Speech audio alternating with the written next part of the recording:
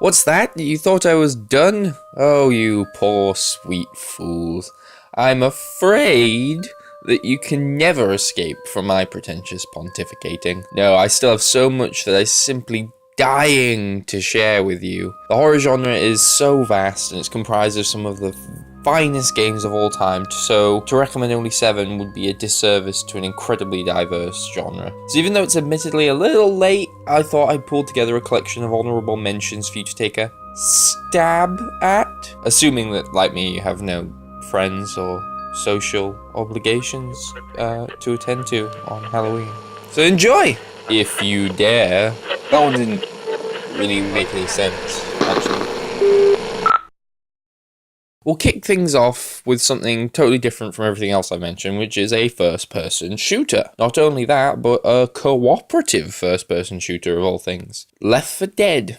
Those two concepts should never blend well. First-person and co-op never work with horror, because a focus on constant gunfights inherently undermines any attempt at creepy tension building. You only have to look at the Fear games for reference. Meanwhile, a human-controlled companion provides an unwanted sense of safety and comfort, one that is clearly detrimental to the required feeling of vulnerability and isolation that is integral to horror. If you want an example of that, look at Resident Evil 6. Indeed, for these reasons, Left 4 Dead is not a scary game in the slightest. It's an action shooter through and through, albeit one with a horror wallpaper slapped on top of it. Still, if you and your friends are looking for a fun, fast-paced zombie-killing time, then you can't get much better than this. By heavily emphasizing the cooperative nature of the gameplay, Left 4 Dead is effectively the perfect team-building tool. In each of the game's survival scenarios, you will have to work together in order to prevail, be it by sharing supplies, rescuing each other from attacks, or by coordinating last-stand defenses. It makes for a very engaging multiplayer experience, one that refreshingly prioritizes communication and strategy, which is one thing that I think not enough multiplayer games actually do.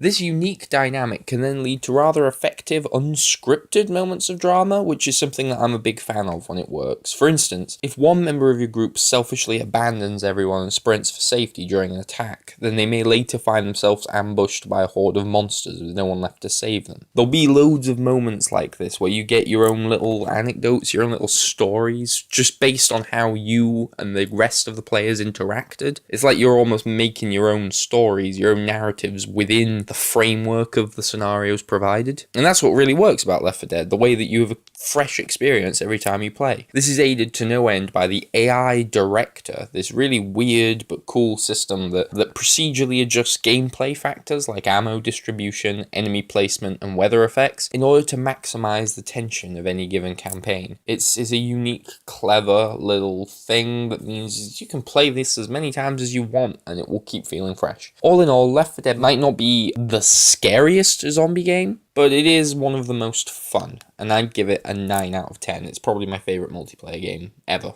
Next up, I have a game that not enough people talk about anymore, and that is Dino Crisis. I'll be perfectly honest with you, I barely remember this game. It's from 1999, I was only 4 years old when it came out, so the only recollection I have of it is watching my dad play it on the PlayStation, but what I do remember is loving the hell out of it. I remember a T-Rex smashing through a window, and I remember constantly looking around for key cards. That's about the extent of my actual recollection. I also remember an abysmal sequel in 2003, which was inexplicably set in space? Anyway, I digress. Dino Crisis was one hell of a central concept at its core. It's basically Resident Evil with dinosaurs. That's it. It's got the same mechanics, the same design mentality, the same awkward controls, and even the same director. If that sounds like a criticism, though, it's really not. Like, Resident Evil is the perfect survival horror game. So if you copy the whole template of that and just change the theme, which in this case is changing from zombies and B-movie monsters to dinosaurs, I'm all on board. Dinosaur horror game is a perfect idea. It's intense. I remember it being quite gory. I just remember it being the perfect kind of companion piece to Resident Evil. But like I said, that's how I remember it, so I can only recommend that one so far, and my rating is I don't remember it properly out of 10. Next up we have Silent Hill 3. While Silent Hill 2 is, as I said, the best thing ever made, that doesn't mean that we should overlook everything else in the series. After all, with a likeable protagonist, refined combat, and an abundance of imagination, Silent Hill 3 is yet another installment in this legendary franchise that warrants classic status. This time you take control of Heather Mason, a hot-headed teenager who one day discovers that she's being hunted by this cult who worship these weird Lovecraftian gods. And what I like about this game in particular is that it refuses to simply rehash the second game, which is something that later became the go-to state for any Silent Hill sequel. Story-wise, it's completely different from Silent Hill 2. Heather has no hidden, guilty past. She isn't being punished for anything. And the reason that she's being pursued is because the villains believe that she can birth a supernatural deity for them. Secondly, the game isn't even set in Silent Hill for the most part, which means that we get an entirely different, creepy aesthetic and a really weird, surreal atmosphere that feels similar to Silent Hill 2, but not the same. It's crucially in keeping with the rest of the franchise, however. The scares are also quite different. There's an emphasis on body horror and all this pregnancy-related imagery. For this reason, all the creatures and puzzles are unified by the theme of childbirth and conception, which is a nice change. It makes it all feel a lot less generic. And I like that a lot of the creatures seem to sort of be channeling this idea of something eating at you from within. It's disturbing, I like that the Silent Hill games always have a theme to their monsters, like a genuine subject matter so it's not just creepy stuff. The title also is one of my favourite bits in the whole series, in which you visit a demonic amusement park that's overrun with monsters. This section in particular allows for the creative minds at Team Silent to run wild with their demented imaginations, leading to all kinds of terrifically memorable moments. A special mention in particular has to go to the visit to a haunted house ride in the theme park, which has one of the best jump scares in all of media, in my opinion. It's a jump scare that I actually like. How often do you say that? So what do we have next? Dead Space. One that I think some people might have been thinking should have been in the main list, but I didn't want to overlap it with Alien Isolation. It would become too repetitive. So before the sequels arrived to actionize the hell out of the Dead Space series with mixed results, there was this slower-paced Dreadfield franchise starter that nicely filled the void left behind when Resident Evil started to lose its way. You take control of Isaac Clarke and must battle your way through the Ishimura starship, fighting off monstrous necromorphs, these terrifying creatures that are like a mix of Geiger's Xenomorphs and John Carpenter's The Thing. With a level of difficulty seldom seen in modern video games, and a scarcity of resources, Dead Space makes the player feel how all good survival horror games should. Totally powerless. The ingenious mechanic that dictates that your enemies can only be killed by dismembering their limbs also makes more trigger-happy gamers have to think more about fighting. It makes them be more conservative with their ammo. So there's a proper tension to every encounter. For those who don't know, you can't kill these monsters just by shooting them. You have to shoot off each of their limbs. Several of the scripted scares are orchestrated with distinct panache, especially that bloody ending, which scared the hell out of me the first time. But where Dead Space really excels is in its atmosphere, deservedly winning several awards for its lighting and sound design. The game expertly inflects every crevice of the stunningly realised environment with a genuine sense of threat and the unknown. Rarely has sound been so pivotal to a gaming experience, but here it really does make all the difference, keeping you constantly on guard. The various indecipherable noises that scuttle around in the vents and that you hear just banging against the walls, they never allow you to feel truly safe. And even when you venture into the oxygen-free expanses of space, then these eerie silences take on a really cunning, unnerving menace of their own. It's an ingenious use of sound and lighting, and for that, this game gets an 8 out of 10. Next up, we have the Resident Evil sequels. I didn't really know how I was going to approach this one, because the Resident Evil series is so iconic, and I feel like I could have filled the whole list with Resident Evil games if I wanted to. But there's a whole back catalogue of these hits to play through. You got Resident Evil 0, which I would genuinely recommend. It makes you have to control 2 players with the different analog sticks, and it, instead of doing that thing where adding another player can disrupt the feeling of isolation, instead it makes it actually scarier because you're having to worry about 2 people that you're both you're controlling both of them, and it just doubles all the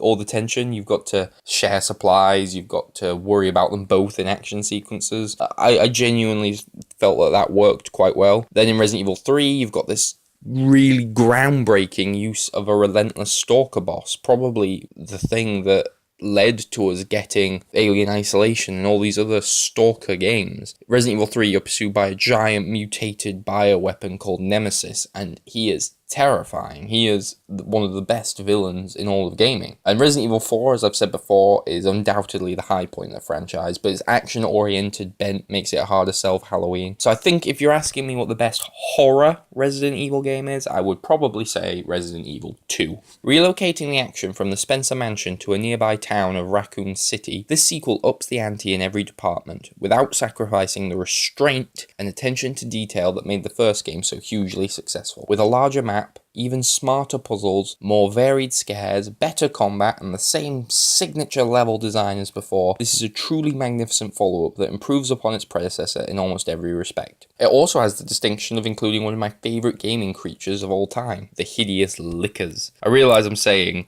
my favourite villains and my favourite enemy creatures of all time a lot in this, but that's because I've picked the games that have the best creatures and have the best enemy design. So in terms of the main entries in the Resident Evil series, I would say you got Resident Evil 0, 7 out of 10, Resident Evil 2, 9 out of 10, Resident Evil 3, 8 out of 10, Resident Evil 4, 10 out of 10, Resident Evil 5, 8 out of 10, and then Resident Evil 6, 3 out of 10. Do not play Resident Evil 6. Avoid it at all costs. Next, I have one that apparently garnered a relatively mixed reception upon its debut, but when it came out, I was a kid, so I wasn't thinking about design and all of these areas that I would pick apart now. So it might not be a classic, but it holds a special place in my own heart, maybe for nostalgic reasons, but whatever, I'm going to recommend it because it kind of screams Halloween to me, and that's Grabbed by the Ghoulies. In this underrated children's title, you control Cooper, a young boy who ends up at a creepy mansion after taking the wrong turn during his travels. When his girlfriend is kidnapped by the nefarious Baron von Ghoul, Cooper makes it his mission to get her back by any means necessary. This largely entails exploring the spooky residence and battling all kinds of colourful and cartoonish creatures, with staple monsters like vampires, mummies, and skeletons, and also these more oddball creations like possessed household appliances, ninja imps, and vampire chickens. Gameplay consists of simple beat-em-up mechanics that allow you to use almost any item in a given area, like chairs, fire extinguishers, and even billiard tables. Each room is basically a mini-level designed to be completed in about 1 to 2 minutes. The catch, however, is that there will be a very specific challenge or rule enforced upon every encounter. For example, you might have to complete a room in under a certain time limit, or without breaking any nearby items. Should you fail to meet the imposed criteria, then the Grim Reaper will appear and pursue you throughout the rest of the level. The Reaper is another one of these stalker enemies that we keep mentioning. He is an intimidating foe through and through. He cannot be killed, but he can kill you with just a touch of his hand. So it's not impossible to clear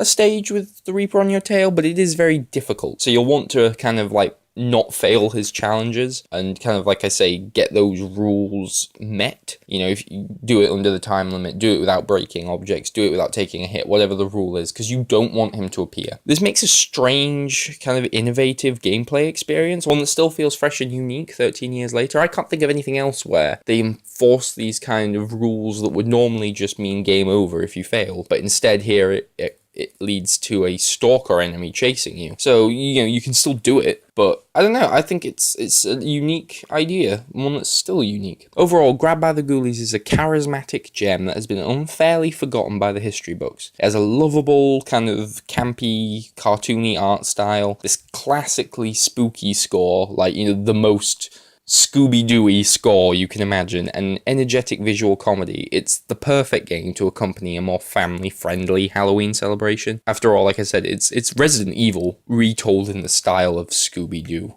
and that is inherently a charming thing. Final entry now, and technically it isn't a full game, but I had to overlook that technicality as I simply couldn't ignore what I think is probably the scariest thing to happen to gaming in years. So for those of you who are unaware, I'm talking about PT, which stands for Playable teaser. It's a playable teaser because it was intended to function as like a taste of what gamers could expect from Guillermo del Toro's and Hideo Kojima's ill-fated Silent Hills. Now, however, it's all that remains of the tragically cancelled project. The silver lining in this dark cloud is that it consequently works as a standalone title now. It's its own thing, and so it can be appreciated in its own right. And it's one that you need to check out. The ingenious premise is deceptively simple. There's no combat, there's no hiding, all you do is walk around in a circle repeatedly. In this teaser, you play as an unidentified man who finds himself caught in a Groundhog Day-style time loop, forced to walk in an endless cycle around a suburban house. And with each pass through, you gradually start to notice that things are changing each time you pass. At first, it's just little details. A door might open a crack, some new sounds might be heard, or cryptic writing might appear on the wall. But as it goes on, things get exponentially creepier, and you'll soon find yourself dealing with a ghost, a talking paper bag, and an undead fetus in a sink. Yeah. The location is totally restricted to a single L-shaped corridor, and a bathroom as well, actually. So, in terms of level design, this is about as minimalist as they come, and yet the developers constantly find new ways to make the repeating location feel engaging, be it by introducing new clues and threats, or simply by changing the lighting. The claustrophobic setting has a profound effect on the game, as it creates an unbearable sense of unease. Because the location is so small, you know that you're never more than a few feet away from the next horrific occurrence. You're never remotely safe. Much like in Silent Hill 2, this gives you the feeling that you're kind of playing through a nightmare, and for whatever reason, that just really appeals to me. Speaking of nightmares, this game has one of the most unbearably creepy characters that I've ever seen in anything, not just games. In fact, never before has a video game antagonist affected me so much outside of the game. We've talked a lot about things like Alien Isolation, where I feel frightened when I'm playing them, but Lisa,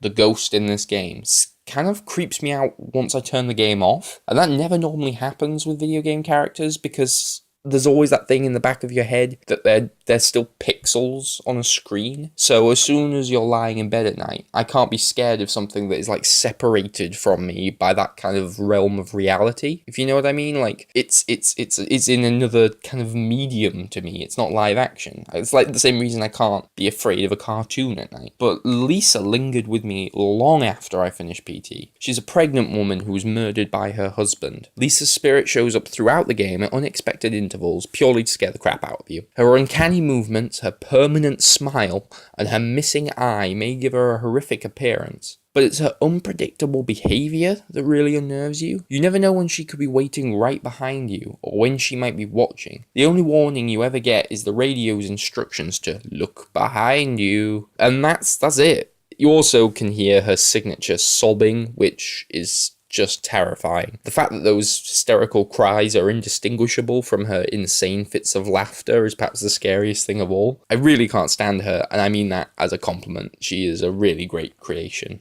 Unfortunately, I can't actually recommend that you play PT if you haven't already, because Konami took it off the PlayStation Store. I don't know why Konami do these things. Anyway, therefore, the only way I can suggest that you actually check this out is if you watch a commentary-free playthrough on YouTube. I would say a commentary-free one, because then you get the atmosphere. It won't be the same, but because of Konami, it's better than nothing, I suppose. Just be prepared to sleep with the light on. And my rating for this demo is 9 out of 10. Okay, that's it. Show's over, folks. I got nothing else to give you. I can only apologise to the people who have been waiting for their favourite games to be name-checked, only to be disappointed in the long run. Yeah, I know. Amnesia exists. Condemned exists. Eternal Darkness exists. Fatal Frame exists.